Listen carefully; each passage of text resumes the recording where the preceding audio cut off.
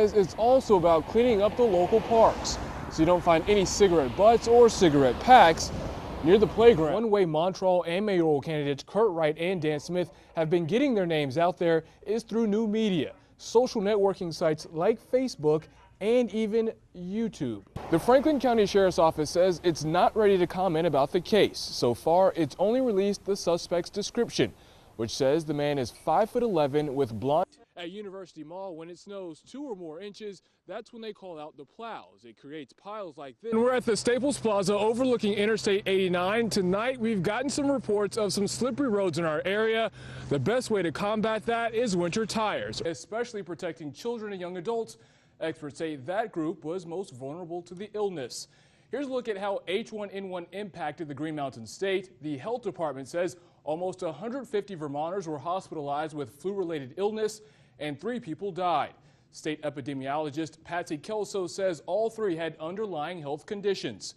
As for vaccinations, we're on the corner of Central and Pleasant Street. The temperature on the bank behind me reads about 19 degrees. It's just as cold or about as cold as it was last year. The major difference, the lights are on and there's traffic on the roads. We are right across from Town Hall in downtown Saranac Lake. This is where the parade ended and became a special ceremony. Now traffic is back to normal, but earlier it was amazing to see how this small town embraced its Olympians. A Vermont man breaks into a house and is met by an off-duty police officer. State police say this morning, 45-year-old Ricky Stearns kicked in the front door of a home in Ferrisburg. In your health headlines tonight, summer's here, time for barbecues, picnics, and lots of mosquitoes. So how can you stop those uninviting guests from making a meal out of you? Of one hot dog. And congratulations to you. How are you feeling right now? You know, I feel good. I'm a little stuffed from all the other food that I ate today. But a Vermont man is facing several charges tonight after allegedly dragging the mother of his child more than 200 feet as she hung onto a moving vehicle. They play in everyday life. So tip of the hat goes off to them. I just raided the hall to try to find my cowboy hat, but I couldn't find it. I guess I don't bring it to the station. When you're not doing weather, you're a cowgirl, right? Well, yeah, that's... Vermont State Senator Dick Mazza says texting while driving is a problem. One of the things that we've all heard about, many of my colleagues, is the complaints about texting. A problem he wants to solve. Mazza and other members of the Transportation Committee met Tuesday to discuss a bill to make texting while driving a primary offense, not allowing drivers to use both hands on an electronic device. We have experienced several crashes. Vermont State Police Lieutenant John Flanagan says the number of cell phone and text-related car crashes has almost quadrupled in the last 3 years. 12 in 2007 to 31 in 2008. 3 of the 31 were fatal. Police say 42 accidents happened last year, but that number is preliminary. That's just on the highways. Flanagan says those numbers could be higher. Many crashes involving texting go unreported. Results were fairly startling. Senator Mazza says he's optimistic this bill will pass the Senate and House. The big question for debate is, how will it be enforced? Mazza says it should be through education. We can do a better job through educating the youth. Police say if passed, the penalty could be a fine and loss of points. In Montpelier, Brandon Hudson, Fox 44 Local News.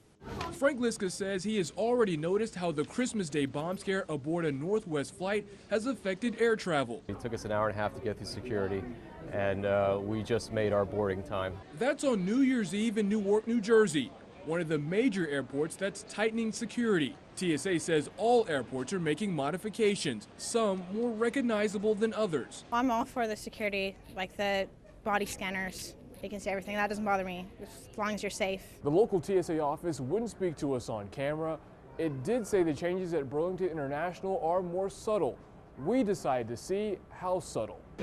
We asked a few travelers, including Liska, if they saw a change before and after going through the checkpoint. Liska says he didn't have to wait as long as he did in New Jersey.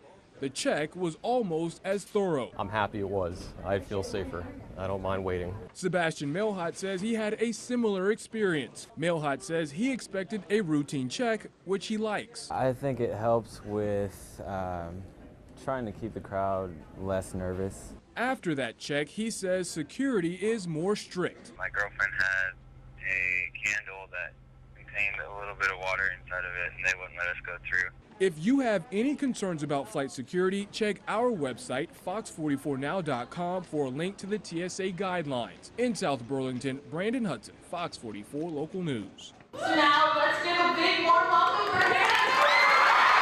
Minutes after returning home, Olympic gold medalist Hannah Carney celebrated her big accomplishment with friends, family, and a crowd of potential future Olympic athletes. Carney's former middle school in Hanover, New Hampshire, was the first of 3 stops she made in her homecoming parade Friday, a 2-state event that included trips to her old high school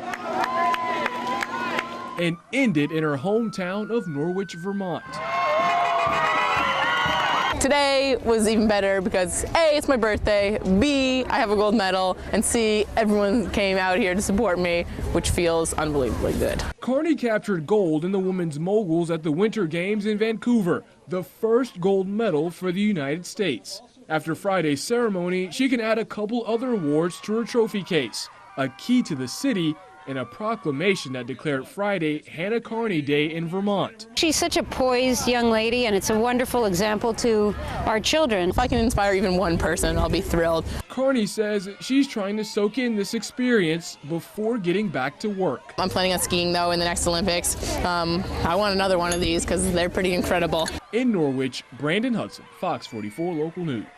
Does the gold shirt be seeing all through the crowds tomorrow? The shirt is almost sold out at the University of Vermont bookstore. It's for the men's basketball game Saturday. UVM hosts Boston University for the America East Conference Championship. The school asks fans to wear gold. A lot of alumni, a lot of parents of players are here earlier today stocking up. The store set up this display Monday, which shows off gear for the women's basketball and men's hockey teams. Both teams also play conference championship games this weekend. People are very pumped and got a good feeling. We really do. What's probably hotter than these shirts is game tickets. First couple kids were here at 4 a.m. waiting outside. The ticket office says it's sold out by late morning, but there are places around town to watch basketball, including Vermont Sports Grill in South Burlington. We expect to be very, very busy as we are this evening, and we're looking forward to everybody coming by and having a good time. Restaurant owner Todd Trono says they're showing the men's game at noon and women's at 8. If you don't make a reservation,